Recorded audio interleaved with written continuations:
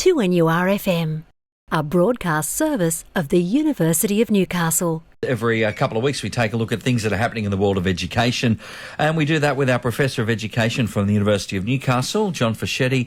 And John, data is everywhere these days, and you've sort of been pouring through a report that the state government were having a bit of a look at by way of Mark Latham last week, pointing out a few bits and pieces there. Yes, so good morning, Mark. The Sydney Morning Herald had a forum on a week ago Thursday, and out of that came some strong indictments of the current way in which we do school. And it was led by Mark Latham, who many of our listeners know has a long and varied history of politics around the place, and currently is sort of a one-nation party representative in Parliament at the state level. And it created some strong buzz in the media, and particularly resonated with people who think any change in the way we do schooling is probably narrow-minded, not a great idea, or probably going to lead us down a path where we're all going to fall off the ship. All right, so let's have a look at the data in its raw form. There was some thoughts that education not performing that great at the state level. Really strong indictments of the current Department of Education, the regulator, and teacher education, and institutions preparing and working with education.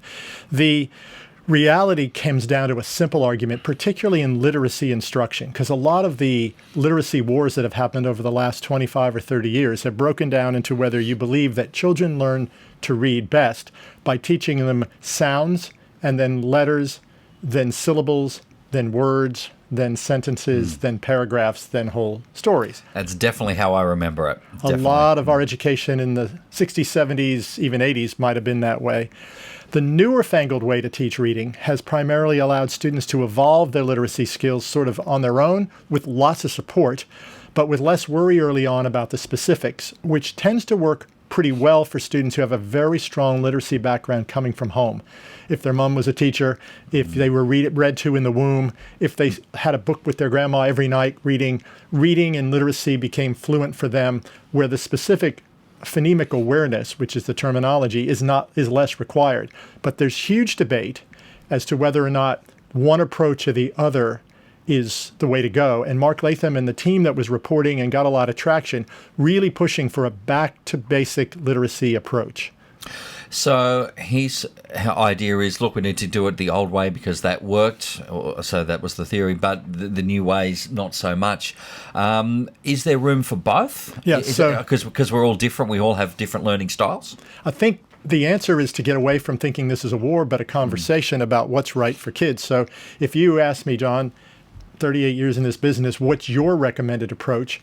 I would say, Mark, I haven't met your niece yet. I haven't met your child yet. Because I think what teachers need is a balanced approach where for some kids, and it may be 25%, that direct instruction approach is absolutely necessary because of either a learning issue that they might have, or the way in which they learn is that way, or a lack of literacy skills. Just as much of that, if we did that for every child, we might chase them away from reading in their whole lives.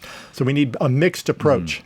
You kind of think that does make a lot of sense because, like you said, we all learn differently. We all have different ways of comprehending what we're learning.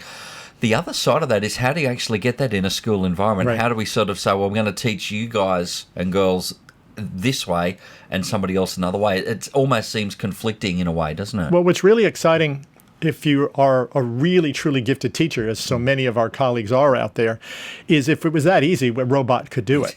True. So what we call is differentiation and the opportunity to say in any one group of children, there's going to be multiple ways that they're going to learn.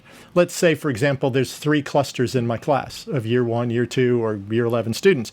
So one is going to really need that direct instruction approach. That's going to work for them. And we did some pre-testing to determine that. Another is going to, they're really already ahead of that, and they're able to do some things very inventively and creatively. And probably there's kids somewhere in the middle. So for every lesson a teacher prepares, there's probably 3 versions of that lesson. That's what makes teaching really amazingly dynamic, but really hard. And it changes because some kids will zoom and leapfrog over their peers, and all of a sudden that creates a 4th group of overachieving kids who you're going to bore if you keep doing it that way. So continuing to redesign and be flexible about the nature of the curriculum and not getting too far in front of your kids. Like we shouldn't be knowing exactly what we're teaching in October here in March. We probably need to know what we're teaching tomorrow and the next day and adjust it so we're keeping up in real time with our own children. That sounds almost very counterintuitive because you would think, well, we know basically what we're going to achieve this year, but you're saying, no, What about October, maybe in September? We need to, get the next couple of days right. Well, we know where we want them to get by October. Yeah. But how we're going to get there is going to be different each day because our children are learning and growing in different ways. So that's the dynamic nature of real-time teaching, and that's what makes it such a profession rather than just, a robotic kind of art form. So these wars that Mark Latham and his team were promoting basically are criticizing some of the innovations happening in our local schools, which are actually designed not to just blow up the past, but to build on it and to grow from it and to provide some innovation and the skills we've talked about now for years, the critical thinking and problem solving and open-mindedness and collaboration stuff that makes it effective to work in a radio station, but almost in any profession today.